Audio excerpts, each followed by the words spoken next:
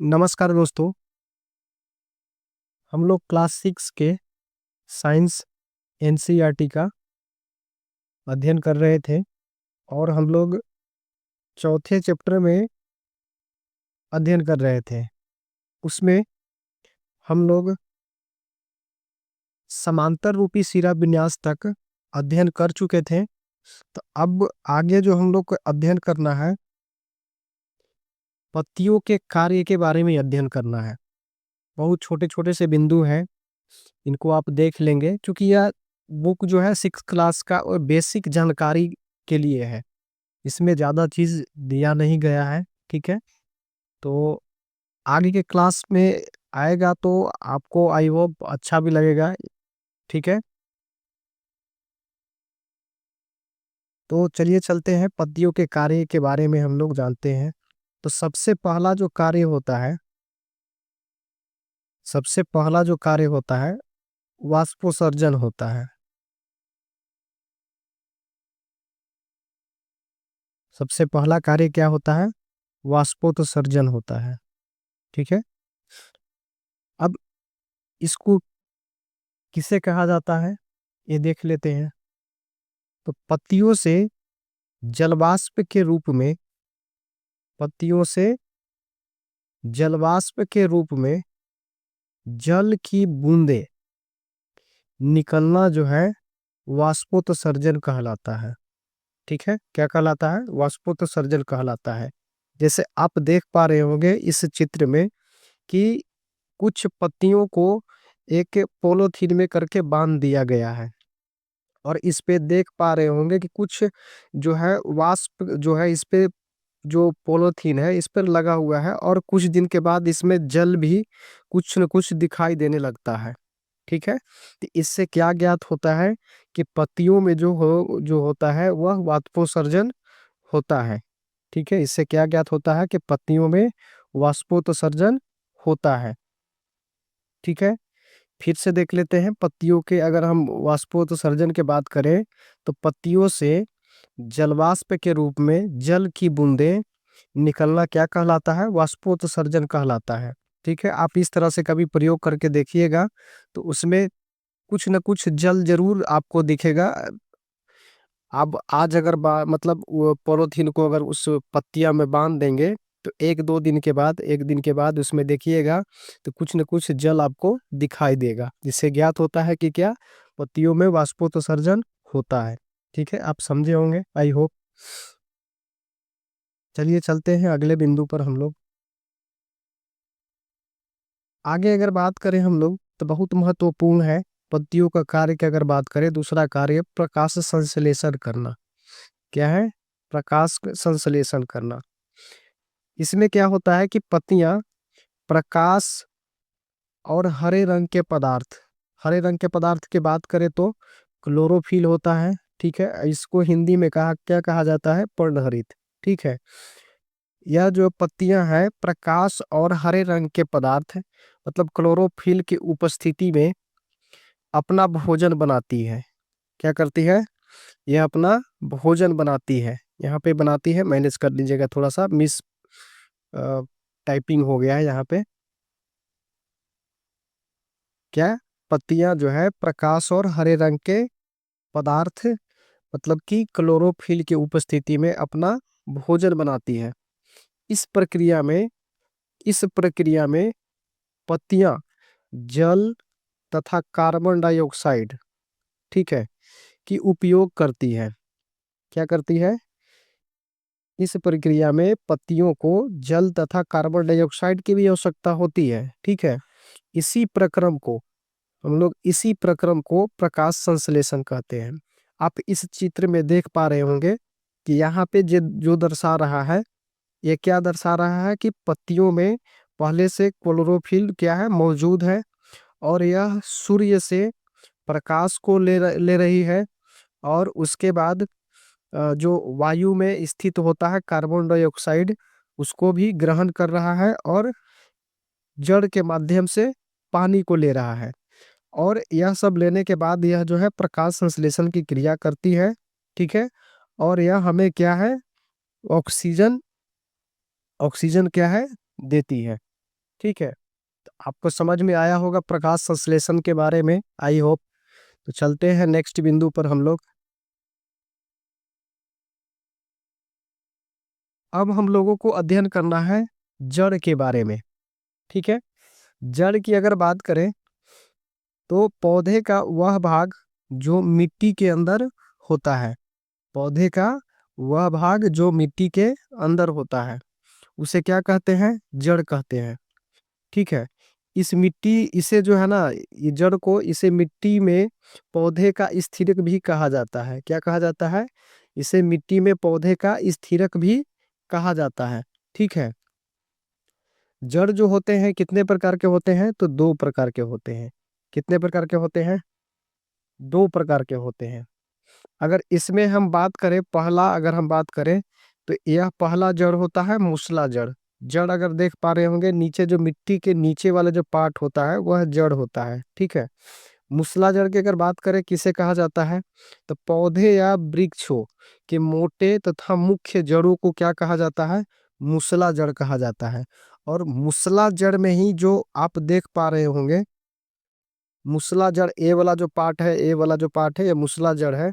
और बाकी जो ये जो पार्ट निकला हुआ है, इसमें बाकी जो निकला हुआ है, ठीक है, इस पार्ट को हम लोग क्या कहेंगे? इस वाले पार्ट को, इस वाला पार्ट को हम लोग क्या कहेंगे? तो पार्श्व जड़ कहते हैं। ठीक है, समझ में आया? यह पार्ट जो है पार्श्व जड़ मूसला जड़ का ही एक पार्ट है। ठीक है, समझ में आ रहा होगा आपको? मूसला जड़ का ही एक पार्ट है पार्श्व जड़। ठीक है, और अगले अगर हम बात करें, अगले जड़ की अगर हम लोग बात करें तो ए होता है रेशेदार जड़। क्या होता है? रेशेदार जड़। रेशेदार किसको कहा जाता है? तो इस जड़ में कोई मुख्य जड़ नहीं होता है। जैसे कि उसमें मूसला जड़ में एक मुख्य मोटी होती थी, ठीक है, उसको हम लोग कहते थे मूसला जड़। लेकिन इसमें कोई भी मुख्य जड़ नहीं होता है, सभी जड़ें एक समान दिखाई देता है। ठीक है, जिसे हम लोग क्या कहते हैं? रेशेदार जड़ कहते हैं। रेशेदार जड़ को एक अन्य नाम से भी जाना जाता है, इसे झकड़ा जड़ के नाम से भी जाना जाता है। आप इस चित्र में देख पा रहे होंगे कि इसमें कोई मुख्य मोटी जो है ना, पार्ट नहीं निकला हुआ है। यह सभी एक समान जैसा ही दिख रहा है। इसी जड़ को हम लोग क्या कहते हैं? रेशेदार जड़ कहते हैं। और इसका एक और नाम में है, क्या नाम है? क्या नाम है? तो झकड़ा जड़ इसको अन्य नाम एक है। ठीक है, तो आपको समझ में आया होगा जड़ के बारे में। ठीक है, चलते हैं नेक्स्ट बिंदु पे। अब हम लोगों को अध्ययन करना है पुष्प के बारे में। किसके बारे में अध्ययन करना है? तो पुष्प के बारे में अध्ययन करना है। ठीक है, पुष्प किसे कहा जाता है, क्या होता है पुष्प? ठीक है ना, तो पुष्प में अगर बात करें तो सबसे पहले हम लोग को पढ़ना है पंखुड़िया के बारे में। और पंखुड़िया को ही नाम अगर बात करें तो एक और नाम है दलपुंज। ठीक है, यह किसको कहा जाता है? तो खिले हुए जो पुष्प के बाह्य भाग होता है, खिले हुए पुष्प के बाह्य भाग को पंखुड़िया कहा जाता है। ठीक है, खिले हुए पुष्प की बाह्य भाग को क्या कहते हैं? पंखुड़िया कहते हैं। और इसी का एक अन्य नाम है दलपुंज। आप इस फिगर में देख पा रहे होंगे कि ये जो वाला पार्ट है जो हम पेंट कर रहे हैं, ये वाला जो पार्ट है, ये वाला जो पार्ट है, ये सब क्या है? तो पंखुड़िया है। पुष्प की क्या है? पंखुड़िया है। ठीक है, समझ में आ रहा होगा? यहाँ पे एरो दे के लिखा भी गया है, देख लीजिए यहाँ पे कि यह जो है क्या है? पंखुड़िया है। तो पंखुड़िया आपको समझ में आ गया होगा पुष्प में। तो अगले बिंदु पर चलते हैं हम लोग। इसमें बहुत छोटी छोटी सी जानकारी दी हुई है जिसको हम लोगों को जानना जरूरी है, क्योंकि आगे क्लास में हम लोगों को यही काम में आएगा। ठीक है ना, तो अब हम लोगों को देखना है बाह्य दल के बारे में। ठीक है, बाह्य दल की बात करें तो पुष्प में नीचे पत्ती की तरह, ठीक है, पुष्प में नीचे पत्ती की तरह दिखाई देने वाले भाग को बाह्य दल कहते हैं। क्या कहते हैं? पुष्प में नीचे पत्ती की तरह आप देख पा रहे होंगे, यहाँ पे, सॉरी माफ कीजिएगा,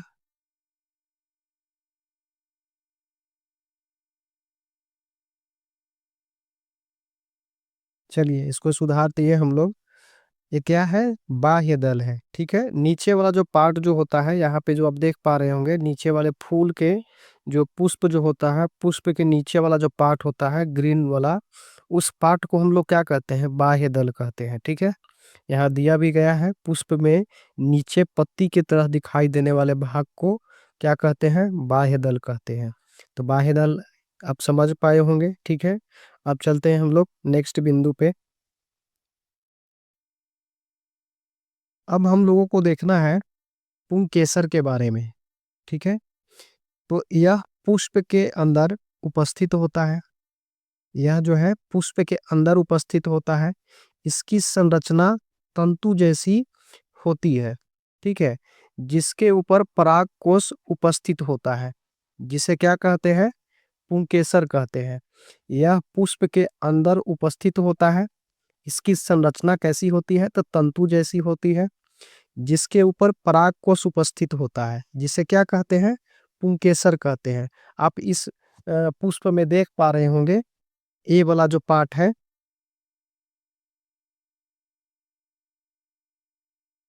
ये वाला जो पार्ट है आपको दिख रहा होगा, ये जो तंतु जैसा निकला हुआ उभरा हुआ है, ये वाला पार्ट, ये वाला पार्ट, ये पार्ट को हम लोग क्या कहेंगे? तो पुंकेसर कहेंगे। ठीक है, इस वाले पार्ट को क्या कहेंगे? तो पुंकेसर कहते हैं। आप एक अलग इसका जो है दर्शाया गया है इस चित्र में, ये पूरा पार्ट को हम लोग क्या कहेंगे? पुंकेसर कहेंगे। ठीक है, इसमें ऊपर वाला पार्ट जो होता है क्या होता है? परागकोश होता है। ठीक है, समझ में आ रहा होगा। और आगे भी हम लोग स्त्री केसर भी देखेंगे। ठीक है, तो आपको समझ में आया होगा पुंकेसर के बारे में। बहुत छोटी छोटी सी जानकारियां हैं इसमें।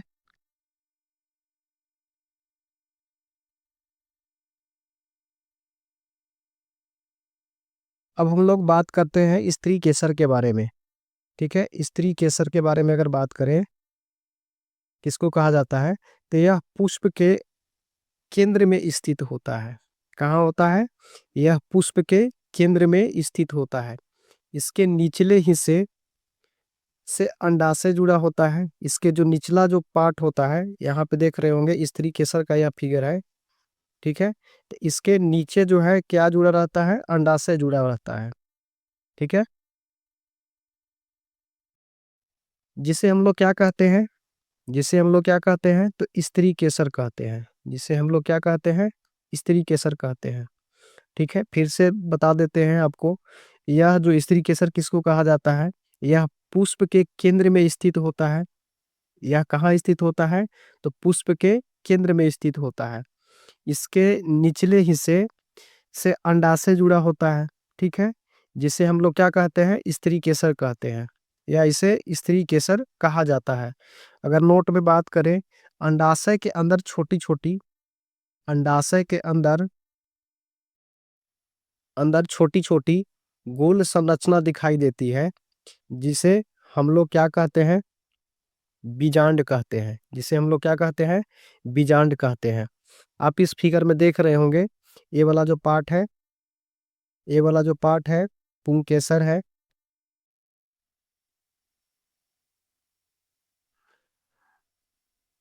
ये वाला जो पार्ट देख पा रहे होंगे आप, इसको, इस वाला पार्ट को, इस वाला जो पार्ट है, ये वाला जो निकला हुआ है, इसको हम लोग क्या कहेंगे? पुंकेसर कहते हैं।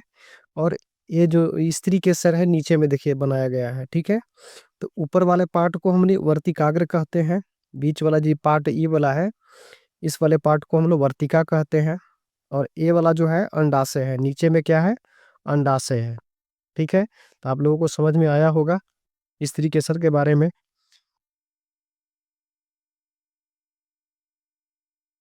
तो आज चौथी चैप्टर भी आपको कंप्लीट हुआ। अब मिलते हैं आपको नेक्स्ट वीडियो में। हाँ, एक जरूरी सूचना, चूंकि